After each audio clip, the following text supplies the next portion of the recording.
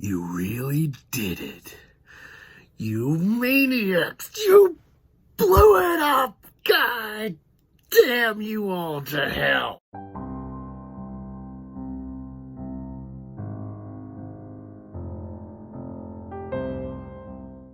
Hey guys, Black Angus here, bringing you my episode 7, chapter 7, The Reckoning, Mandalorian review. Alright, let's get into it. So first off, Grieve Cargo contacts the Mandalorian, says, hey, what's up? We'll clean slate everything. I just need you to help me kill this target, the guy that wants the baby. Can't remember his name. Alright, so then Mandalorian's like, I got a problem here. Gets back up from Cara Dune, who we find fighting, brawling in the bar we first met her in, with the Zabrak. And it's pretty cool. People want to go woman, woke, whatever. She has a good fight here. All right, and so then Mandalorian's concerned about Baby Yoda. He is a liability, so they go to the first planet. I can't remember if it's Tatooine or not. I don't think so. And find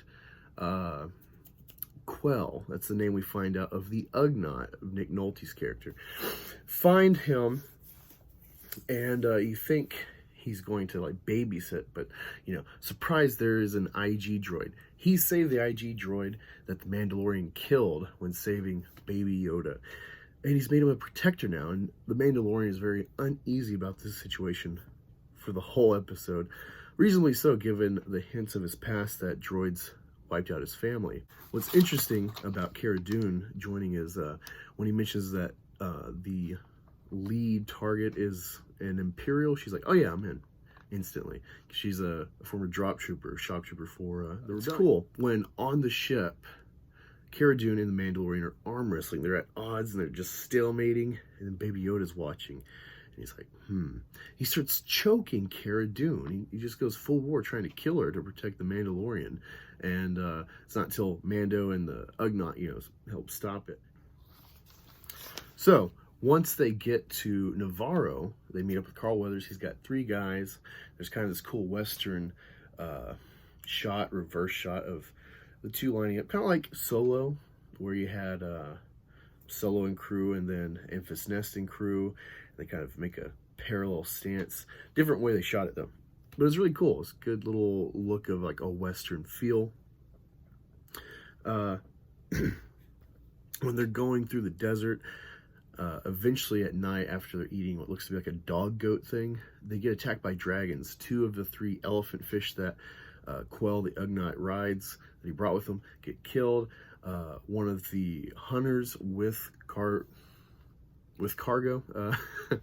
are killed, and Cargo himself is actually injured. He gets slashed in the arm and it's poisonous. He's slowly dying. They try a med pack. Cara Dune has this might be a woke point for some people. Cara Dune utilizes the med pack to heal him and stuff. For one, that's like maternal, and 2, she's a drop trooper, so you assume she's healed people, so don't get on that with me.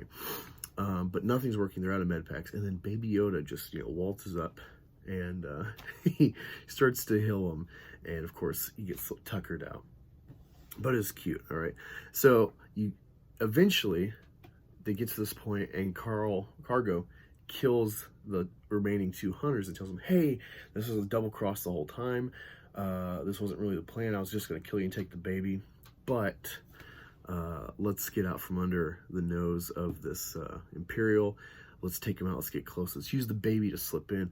Well, they do, and then the Imperial, the first guy that wants the baby, that has the Beskar, he actually gets double-crossed by whoever he's working for, unknowingly, never realizing the Baby Yoda was not in the egg.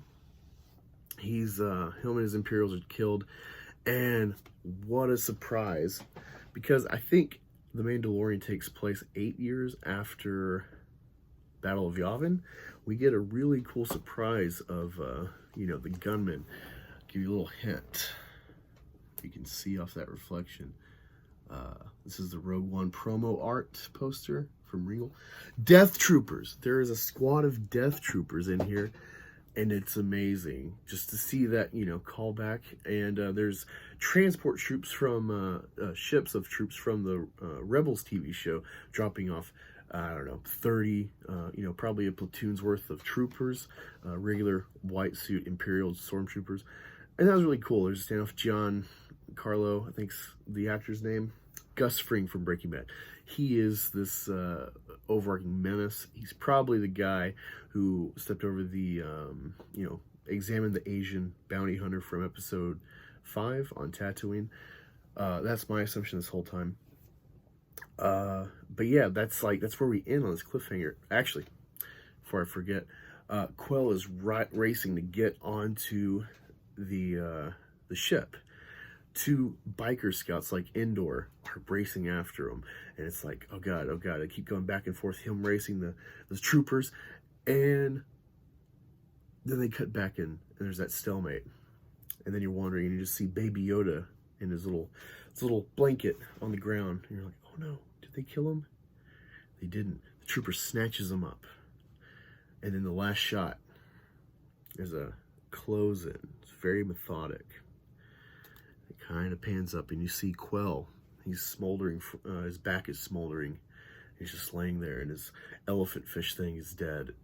And that's the end. It's like directed by Deborah Chow. And I'm like, holy shit, Deborah Chow, you did pretty good for episode 3. Now I'm on board for episode 7. Not as good as 6. I think 6 is the best episode, in my opinion, with 2 being a close second. But wow, this was awesome.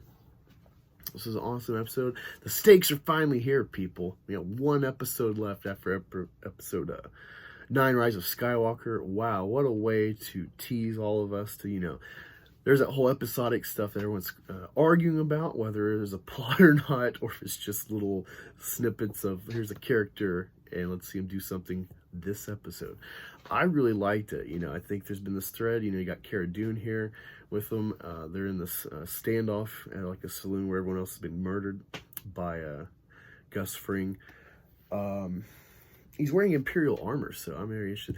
The camera work in this is really cool. It was a lot of, it reminded me of the Arrival director, who is my favorite, along with Nolan. Denis Villeneuve. He did Sicario, Prisoners, Arrival, which was Oscar nominated. I know I'm forgetting some, Enemy, but he's got a very slow, methodic style of filming. And I felt that this work by Deborah Chow and her director of photography, the camera work, was really good. It wasn't here to like, woo, woo, woo. It was just here to entertain you the right way, like a Western, something raw and dirty. It felt, the camera felt very much like No Country for Old Men, with how they kind of slowly panned into something. And man, showing the world of Navarro, this kind of Mustafar-ish planet, clearly a lot more dormant, but still active volcanic activity, rivers and stuff, where it's like a contrast of seeing a face shot of Quell with Baby Yoda.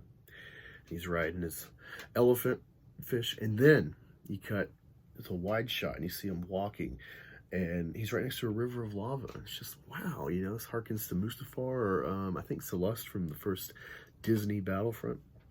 But I really liked this, really did.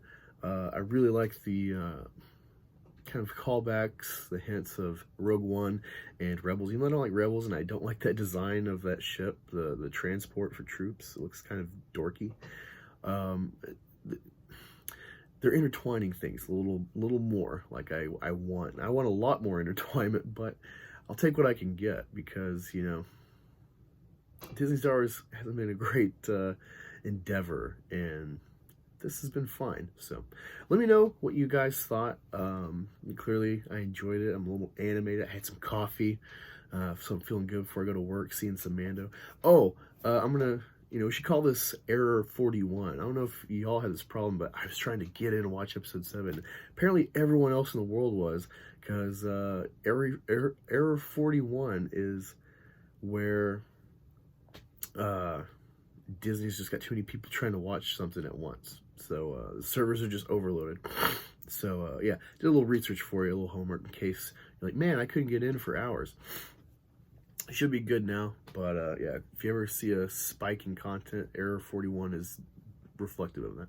But yeah, again, comment below, let me know what you guys thought. What are you looking forward to in episode 8? And I'll keep a pinned thread for for spoiler talk, further spoiler talk, any Rise of Skywalker stuff, intertwinement, etc. Let me see that in that thread.